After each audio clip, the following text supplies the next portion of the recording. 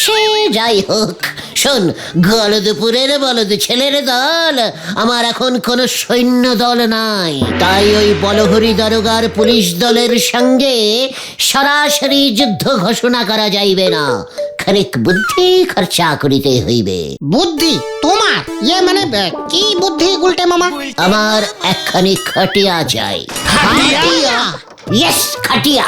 ওই হারুদের আছে, ওর দাদু খাটিয়ায় বসে রোদ পোহাতো, ওর দাদু পটল তোলার পরে এখন খাটিয়াটা এমনিই পড়ে আছে। ওই হারু শুদ্ধ ওর দাদুর খাটিয়া আমার চাই, আর আমাদের যা করবার কাল সকালের মধ্যেই করতে হবে, সময় কম, হাতে সময় কম। শোন সকলে, মামা, বাবা, বাবা, বাবা, বাবা গো, আমি এক ছুটে 70 মাইল ছুটিয়া আপনার পদে আপনার পদতলে নিজেকে পদার্পণ মানে সমর্পণ করিলাম।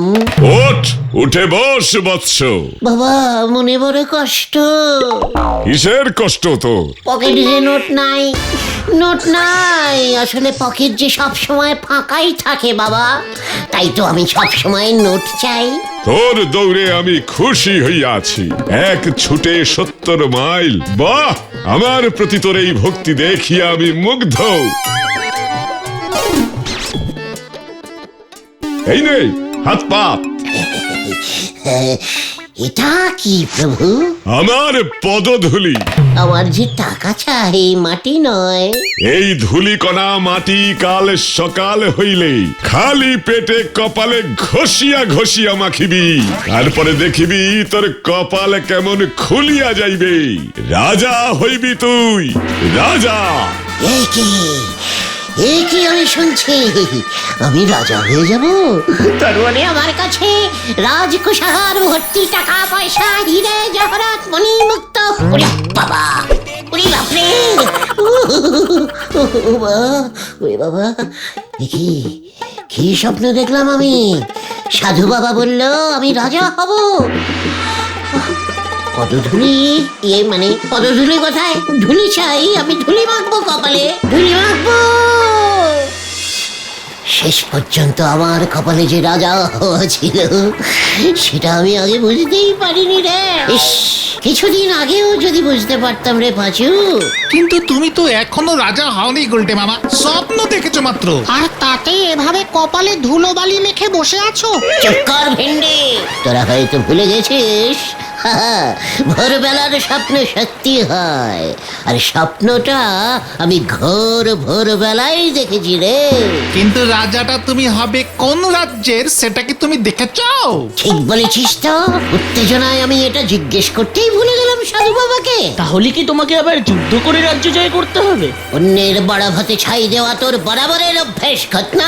যেই দেখলি আমি রাজা হতে চলে আছি, অমনি তুই টুক করে একটা যুদ্ধ ঢুকিয়ে দিলি। কিন্তু সত্যিই তো, রাজা হতে গেলে একটা রাজ্য তো চাই। সাধু বাবা তো রাজ্যটার কথাই তোমাকে বললো না। এর জন্য বলি সব কাজ এত তাড়াহুড়ো করে করতে নেই গুলটে মামা। শোন, গলদপুরের বলদ ছেলের দল, আমার কপালে রাজা হওয়া লেখা আছে যখন, তখন রাজ্য ঠিক একটা জোগাড় হয়ে যাবে। এই গুলটে মামা, বলছিলাম তোমার কপালটা আরেকটু ভালো করে পড়লে হয় না? রাজ্যের নামটাও লেখা থাকতে পারে। কথাটা মন্দ বলিস নি ভেন্ডি, তবে আমাদের এই গলদপুরে কপাল কে পড়তে পারে বলতো? কেন? আমাদের পাঁচুর বাবা ষষ্ঠীচরণ পুরোহিত জেঠু। এই আমার বাবা হাত দেখতে পারে, কপাল পড়তে পারে কিনা জানি না। ওরে গলদপুরের বড় বলদ পাঁচু, যে হাত দেখিয়া ভাগ্য বলিতে পারে, সে আরেকটু চেষ্টা করিলে কপাল রিডিংও করিতে পারিবে। বরং হাত দেখে ভাগ্য বলা অনেক কঠিন, হাতে অনেক একা বেকা রেখা থাকে। কপালে ওসব ঝামেলাই নেই, পুরো ক্লিয়ার। কিন্তু তুমি তো কপালে ধুলো মেখে আছো গুলটে মামা।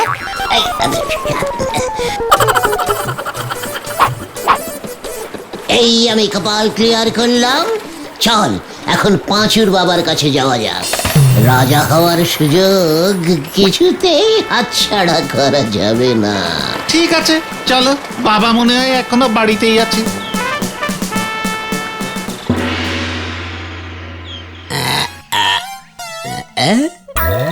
নাম ছাড়ছে, হ্যাঁ?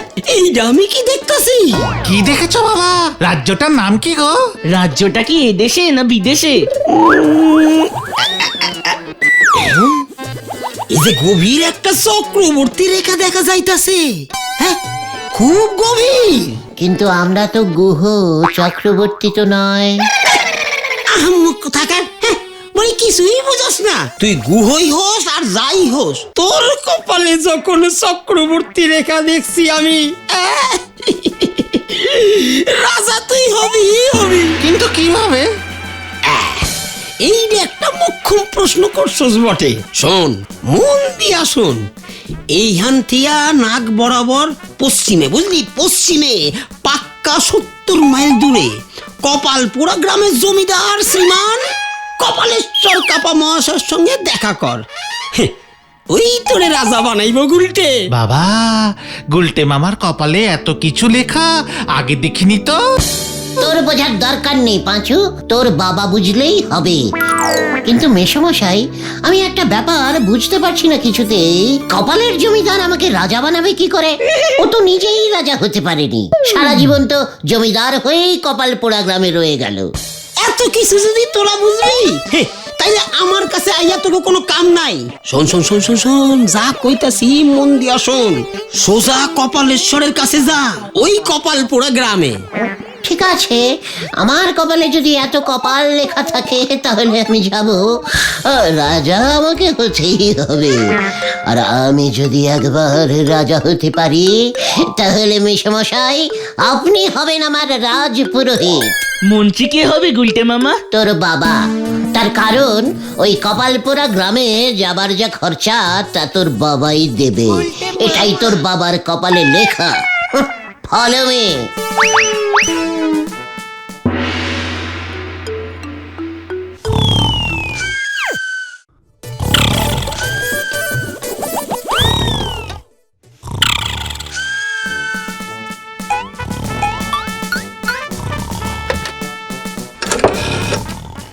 হ্যালো, এই আপনি ওই কপালপুরা গ্রামের জমিদার কপালেশ্বর বাবু কইতাছেন তো? তা ষষ্ঠী চরণ নাকি? তা কি মনে করে একদিন পর কোনো খবর আছে নাকি? খবর আছে, খবর আছে। আমাকে গলতপুরের সবচাইতে বড় বলদাটারে পাঠাইতাছি আপনার কাছে। দেখেন তো যে আপনার ওই মাইয়া ঝুমকা লতারে ওই বলদটার গলায় ঝুলাইতে পারেন কিনা। ছেলে কি করে?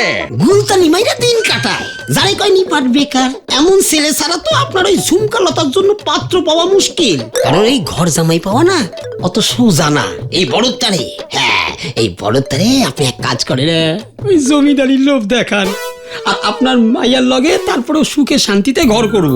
নয়তো আপনার জমিদারি যা অবস্থা, এই বাজারের থেকে আর ভালো ঘর জামাই পাইবেন না। ঠিক আছে, কালই পাঠায় দাও তাহলে। রাজ্য সহ রাজকন্যার লোভ দেখাইবেন, মনে থাকে জানো? আচ্ছা আচ্ছা, আমি এখন ফোনটা রাখলাম, বুঝলেন তো? একবার যদি দাওটা লাইগা যায় তাইলে মোটা আমদানি হইব।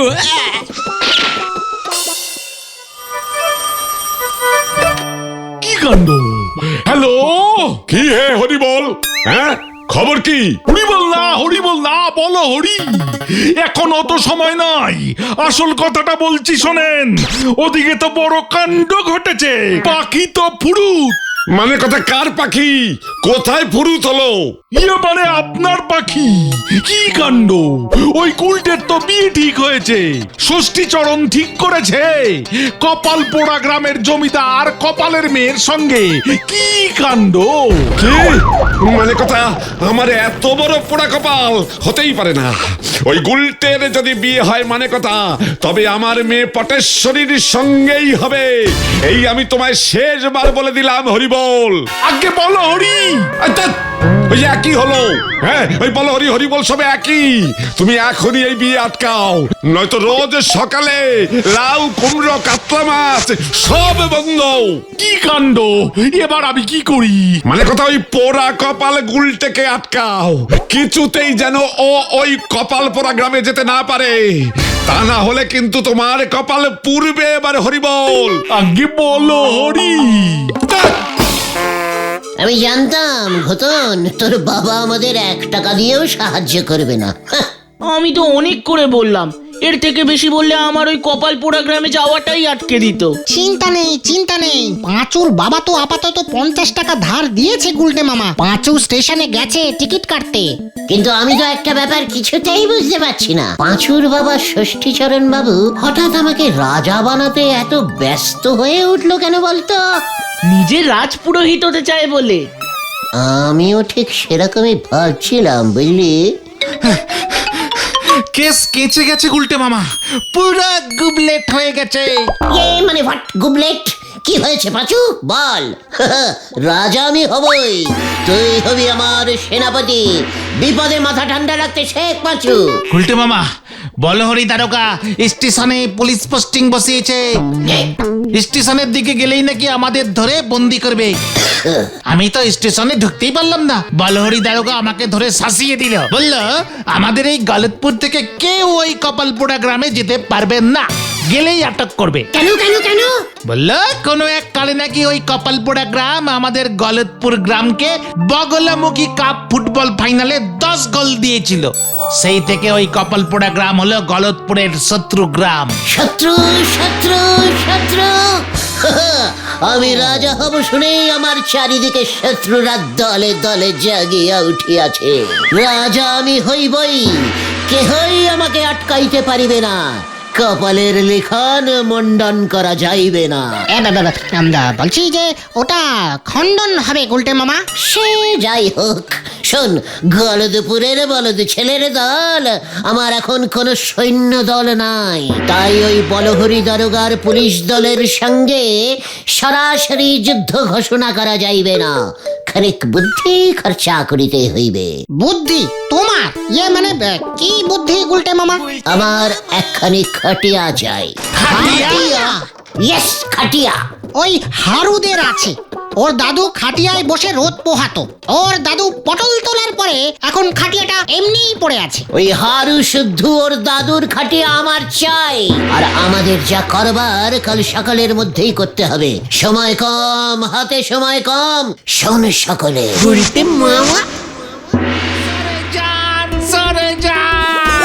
সিরিয়াস পেশেন্ট আছে, সিরিয়াস পেশেন্ট আছে।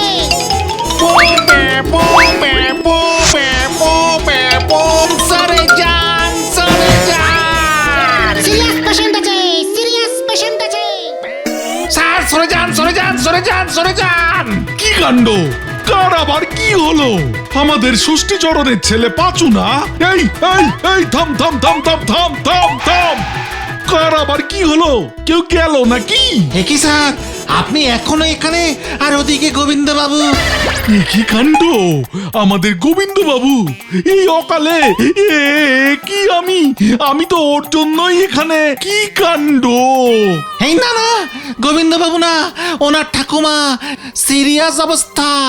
এই যায় আর কি, আমাদের গলতপুরে তো অ্যাম্বুলেন্স নেই, তাই আমরা এইভাবে ওনাকে হাসপাতাল নিয়ে যাচ্ছি। সরে যান। প্যাপো প্যাপো প্যাপো প্যাপো। কি কাণ্ড, আগে বলবি তো। গোবিন্দ বাবুর ঠাকুমা সে তো অনেকদিন আগেই গত হয়েছিলেন বলে শুনেছিলাম। প্যাপো প্যাপো, ভুল শুনেছিলেন। গোবিন্দবাবু ওনার ঠাকুমাকে খুব ভালোবাসতেন। গোবিন্দবাবু খুব ভেঙে পড়েছেন। প্যাপো। জানি না বাঁচানো যাবে কিনা। প্যাপো, আপনি এক্ষুনি গোবিন্দবাবুর কাছে যান, আপনাকে খুঁজছিল। বলছিল এই বিপদের দিনে ওই হরিবলটা এলো না, খুব রেগে যাচ্ছিল। বলছিল আমি আর হরিবলকে লাউ কুমড়ো পাঠাবো না। প্যাপো। কি কি কাণ্ড! না না না না না, লাউ কুমড়ো আমি এক্ষুনি যাচ্ছি। কি বিপদ! এই তোরা চল সকলে, চল। লাউ কুমড়ো গেল আমার, চল। জয় কপালপোড়া গ্রাম। রাজা আমি হইবই, কেহই আমাকে আটকাইতে পারিবে না।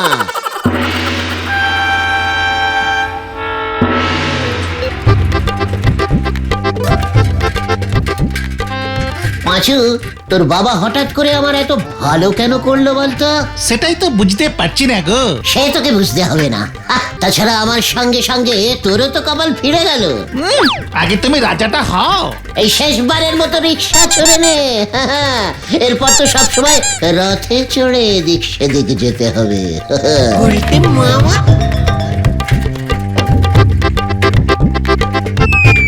এই যে আমরা এসে গেছি বাবু, নামেন দেখি। আপনাদের কপালও দেখছি আমার মতোই পোড়া। দেন দেন, 7 টাকা 12 আনা দেন। পাঁচু, ভাড়াটা দিয়ে দে।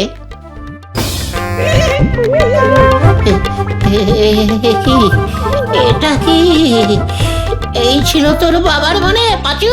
এখনই এত মন ভেঙে কাজ নেই গুলটে মামা। এত কষ্ট করে এত দূর যখন এসেই পড়েছি, তখন ভেতরে ঢুকে দেখাই যাক না। হ্যাঁ হ্যাঁ, তাছাড়া দিনের বেলায় ভূত আসে না, বেগতিক দেখলে পালাবো। ঠিক ঠিক ঠিক, চল চল।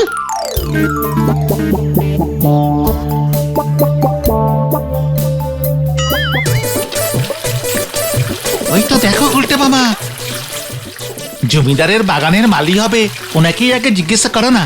হ্যাঁ হ্যাঁ, ইয়ে মানে এই যে দাদু, শুনছেন?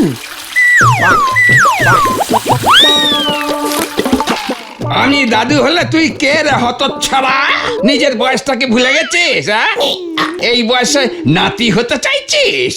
এই মানে দাদু, মানে না, মানে বলছিলাম কি, আমরা জমিদার বাবুর সঙ্গে দেখা করতে এসেছি।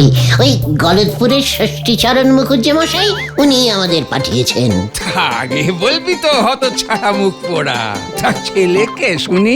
মানে আমরা সবাই, মানে কি বলছেন ঠিক বুঝতে পারছি না। ইয়ে মানে মেশো, ইয়ে মানে আমি জমিদার কপালেশ্বর কাপা। ভেতরে এসো। আগে মানে আপনি জমিদার? পাচুরে, ভেতরে চল আগে, কেসটা কেমন যেন লাগছে। তা পাত্র বুঝি তুমি? হে বাবা জীবন। আগে পাত্র না, আমি গুলটে, গুলটে গুহ। আর ষষ্ঠীচরণ তো টেলিফোনে আমাকে এই নামটাই বলেছিল। ঠিক ঠিক ঠিক ঠিক ঠিক, ওই ষষ্ঠীচরণ মেশামশাই তো আপনার কাছে আমাদেরকে পাঠিয়েছেন রাজা হওয়ার জন্য। আমার কপালে লেখা আছে তো? একেবারে ঠিক লেখা আছে, যাকে বলে একবারে রাজকন্যা সহ রাজত্ব। আমার তো ওই একটাই মেয়ে ঝুমকোলতা, ওকে বিয়ে করলে এই জমিদারিত্ব তোমারই হবে বাবা জীবন।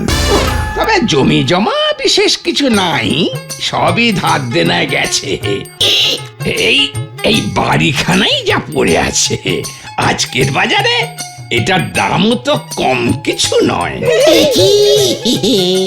এসব আপনি কি বলছেন? আমি বিয়ে করব না। পাচু, তোর বাবার মনে ছিল শেষ পর্যন্ত? এ মানে জমিদার মেশামশাই, আমি বেকার, মানে কোনো রোজগার করি না, বুঝতে পারছেন? খালি রাজা হতে চাই। এমন বাজে পাত্রর সঙ্গে কখনোই আপনার মেয়ের বিয়ে আপনি দেবেন না। কিরে, তোরা কিছু বলছিস না কেন? ষষ্ঠীচরণ তো একেবারে ঠিক পাত্র দিয়েছেন। আমি তো এমনই চালচলহীন বেকার পাত্র খুঁজছিলাম। বাবা জীবন, একদম চিন্তা করো না, ঘর জামাই থাকবে, দুবেলা দুমুঠো খেতে পাবে, আর তার বদলে আমাকে আর আমার মেয়েকে দেখে শুনে রাখবে। হ্যাঁ, পাঁচু, আমি তোকে ছাড়বো না। আমি আর রাজা হব না। জমিদার মেশামশাই, ইয়ে মানে বলছিলাম যে এই বিয়ে হলে তো ভয়ঙ্কর সর্বনাশ হয়ে যাবে, মানে যাকে বলে ইয়ে মানে রাজায় রাজায় যুদ্ধ বেঁধে যাবে। যুদ্ধ কার সাথে? কেন? ওই যে আমাদের গলদপুরের গোবিন্দ গুছাইত আছে না, বিশাল ঝোলাগুড়ের ব্যবসায়ী, ওর একমাত্র মেয়ে ভারী সুন্দরী পটিয়সী শ্রীমতী পটেশ্বরীর সঙ্গে আমার তো বিয়ে ফাইনাল হয়ে গেছে। এখন কি হবে? তাহলে ওই ষষ্ঠীচরণ পুরোহিত তোকে পাঠালো কেন? ইয়ে মানে ফুটবল খেলতে না, মানে রাজা হওয়ার জন্য। আমি এক্ষুনি গোবিন্দ বাবুকে ফোনে বলছি, বিয়ে আমার মেয়ের সঙ্গেই হবে। একই না না না না না, আমি তো পটুকে খুব ভালোবাসি। তাই বুঝি বাসাচ্ছি তোকে ভালো ভূতা এইগুলোকে এই ঘরে বন্ধ করে রাখ, পালাতে যেন না পারে। আমি আজ রাতেই ঝুমকলতের বিয়ে দেব, ওই উল্লুকটা যেন পালাতে না পারে, সঙ্গে ওর সাকরেত গুলো। যাই আমি বিয়ের আয়োজনটা করি গিয়ে। আমি দরজার বাইরে পাহারায় আছি। ওরে বাবা, পাঁচু, আজকে তোর বাবার জন্য আমাদের এই অবস্থা। বাবার কি দোষ? বাবা তো ভেবেছিল জমিদারের একমাত্র মেয়ের সঙ্গে বিয়ে হলে তুমি ফকটের জমিদারিটা পেয়ে যাবে। তাহলে এই কপালের জমিদারি, না আছে জমি না আছে দাড়ি।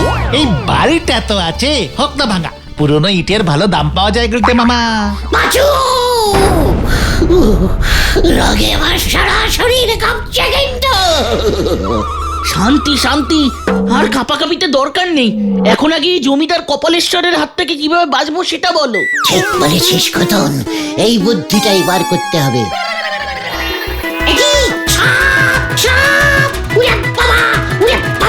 কোথায় কোথায় সাপ? ওই তো সাপ, ওই তো সাপ। এই যে মরে গেলাম রে, আমি মরলে ঝুমকলতার বিয়ে কার সঙ্গে হবে রে পাঁচু? সাপ কাহা, সাপ কাহা? আহা সাপ, আহা সাপ, আরে পালা রে।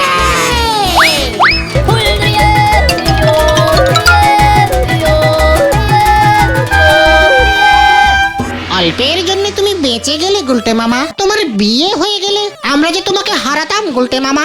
আমি ওই পাঁচুর বাবা ষষ্ঠীচরণ পুরোহিতকে ছাড়বো না। কোথায় কোথায় গুলটে? মানে কথা, ও আমার মেয়েকে এত ভালোবাসে জানতাম না তো। আরে আরে, ওই তো গুলটে। গুলটে আমাকে বিয়ে করবে, ইস, কি লজ্জা। গুলটে মামা দেখো সামনে কে, ওদের কাছে খবর পৌঁছে গেছে যে তুমি পটেশ্বরীকে বিয়ে করতে চাও, পালাও। গুলটে, বাবা পালিয়ে গেল। হেই হেই, একই একই, ওই ওই ওই ওই ওই ওই ওই ওই, ধর ধর ওকে। বাঁচাইয়ে, বাঁচাইয়ে, বাঁচাও, বাঁচাও, বাঁচাও।